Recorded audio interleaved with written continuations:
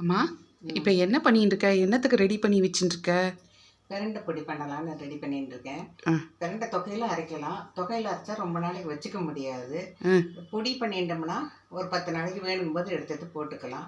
சரி, ஒன்றும் கெட்டு போகாது. அதனால பொடியா ஜலம் விடாம பொடியா பண்ணி வச்சுக்கிறது நல்லது. நல்லது. சரி, அதுக்கு என்னென்ன? 1 கப்பு உளுத்தம்பருப்பு. உளுத்தம்பருப்பு இந்த பொன்னரமாக எண்ணெய் விடாமல் வறுத்துக்கணும்.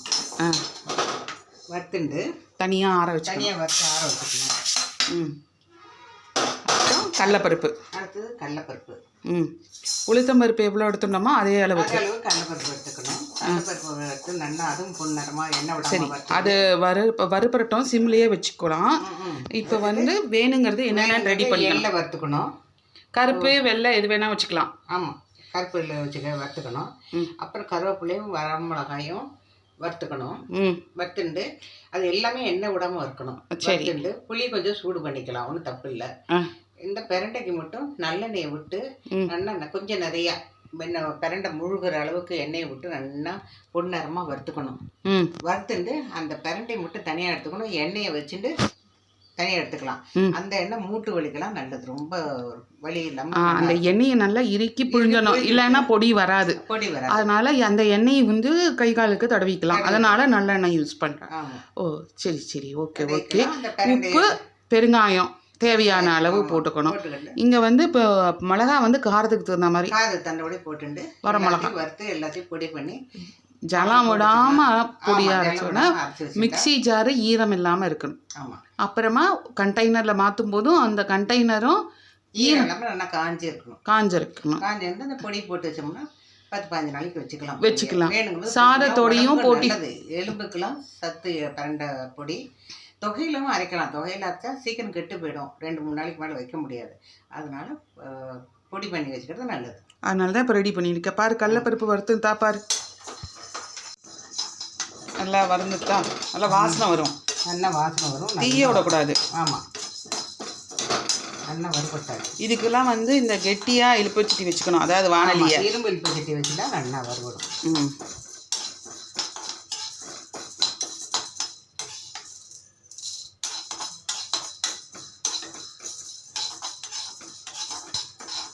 போகிறேன் எள்ளு.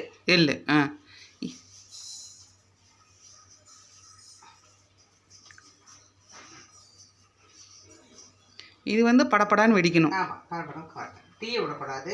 நிமிஷமாக தீஞ்சு போயிடும். அதனால் கொஞ்சம் படப்படன்னு வெடிக்க விட்டு கொட்டணும்.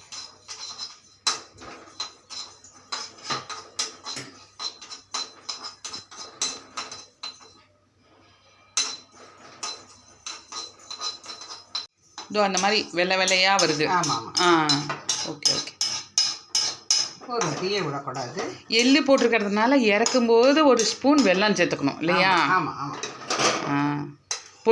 பொடி பண்ணி கடைசியாக, இல்லைன்னா அப்படியே தண்ணி விட்டு போயிடும். அதனால் பொடியாக அரைச்சிட்டு அதுக்கப்புறம் கடைசியாக பொடி வெல்லத்தை மிக்ஸ் பண்ணிக்கணும். சரி, இப்போ மிளகா போட போகிறேன். காரம் வேணுங்கிற அளவு மிளகா. புள்ளப்பத்தா எதுக்கோ சொல்லுவாளே, பிரண்டையை வயிற்றுல வச்சு கட்டணும். அது என்னது? பெத்த வயிற்று பிரண்டையை வச்சு கட்டணும் அப்படின்னு வேதனையோட சொல்கிறதா? வேதனையோட கவலையோட சொல்கிறேன். குழந்தைல தான் இம்சப்படுத்தினா இது பண்ணிட்டு குறும்பு பண்ணித்தனா உன்னை பெத்த வயிற்றுக்கு நான் பிரண்டையை கட்டிக்கணும் அப்படின்பா.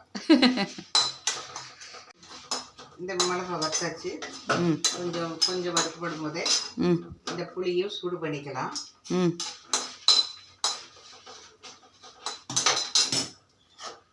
இந்த கருவேப்பிலையும் போட்டுக்கலாம்.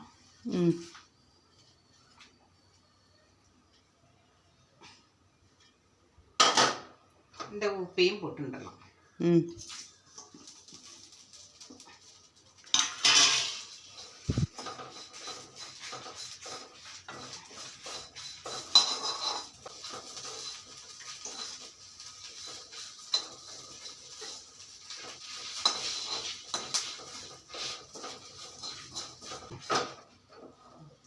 எல்லாம் வறுபட்டு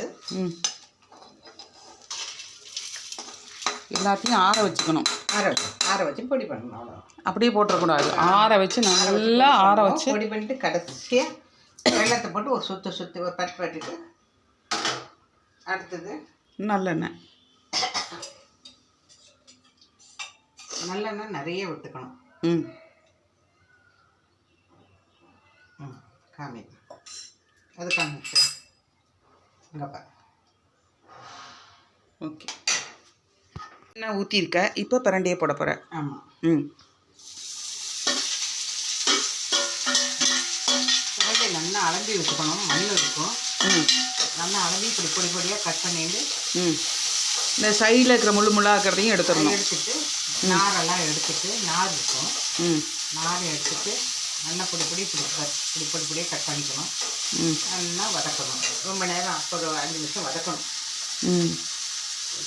இதுக்கு மட்டும் கொஞ்சம் நேரம் ஆகும். ஆமாம், பிரண்டை பேச நாரியாகும்.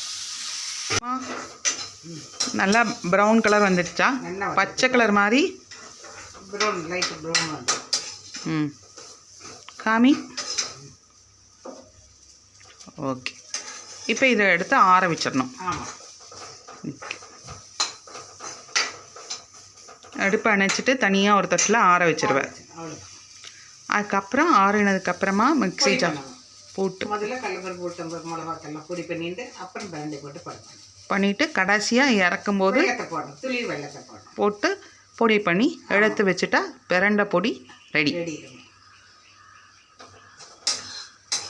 எல்லாமே நல்லா ஆறி இருக்குது. இதோட கொஞ்சம் பெருங்காயம் சேர்த்துக்கணும்.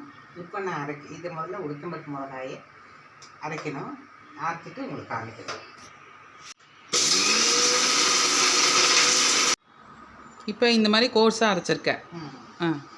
இப்போ வந்து அந்த பிரண்டையே போடணும். ஆமாம். இதையும் இதில் மாற்றிக்கிற இது வந்து இது ரொம்ப நைட்டாக எடுத்துனா நல்லா இருக்காது. கொஞ்சம் நேரம் இருக்கும். பிரண்டை ஒரு சுற்றிட்டு இதில் ஒரு இதையும் போட்டு ஒன்றா கலந்தா ரொம்ப நல்லா இருக்கும். சரி.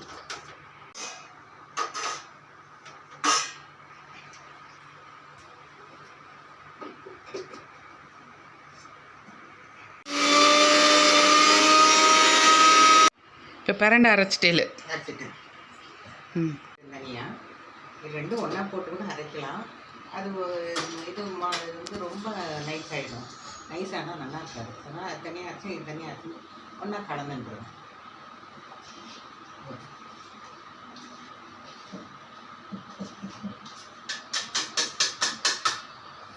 இப்போ வெள்ளத்தையும் போட்டு ஒரு சுற்றுவேன். வெல்லம் போட்டு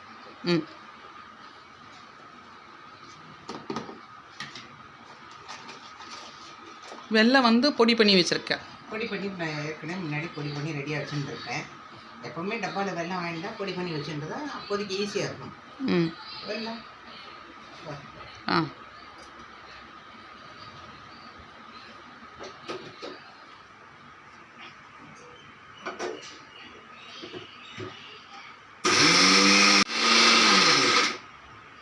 ஒரு சுத்து தான், ரொம்பலாம் சுற்றக்கூடாது. பார்த்துக்கணும். ஸ்பூன் போட்டு கிளறி விட்டுட்டு இப்படி கோர்ஸாக இருக்கணும். ரொம்ப நைஸாக இருக்கக்கூடாது. ஆமாம்.